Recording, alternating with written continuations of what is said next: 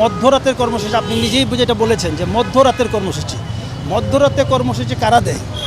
যারা মধ্যরাতের জীব, যারা অন্ধকারের জীব, এই জামাত শিবির চক্র এবং বিএনপির যারা সন্ত্রাসীরা, এই স্বাধীনতা বিরোধী চক্র জামাত শিবির এবং স্বাধীনতা বিরোধী চক্রের যে আশ্রয় প্রশ্রয়তা বিএনপি, এদের মিলিত ফলশ্রুতিতে কিন্তু আজকে এই জনজীবনকে ব্যাঘাত করার জন্য, সাধারণ মানুষকে আতঙ্কগ্রস্ত করার জন্য তারা বিভিন্ন ধরনের কর্মসূচি দিচ্ছে। সাধারণ মানুষের আতঙ্কগ্রস্ত হওয়ার কোনো কারণ নেই।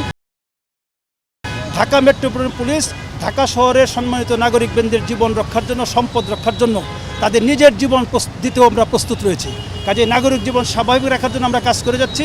এবং জামাত শিবির এবং বিএনপির যারা সন্ত্রাসী, আমি বলছি সাধারণ ছাত্র যারা, তাদের সঙ্গে ঢাকা মেট্রোপলিটন পুলিশের কোনো বিরোধ নেই, কিন্তু যারা সন্ত্রাসী এই জামাত শিবির এবং বিএনপির, তাদেরকে বিন্দু পরিমাণ স্পেয়ার করা হবে না। যেখানেই তাদেরকে দেখা যাবে সর্বোচ্চ আইনগত ব্যবস্থা গ্রহণ করা হবে।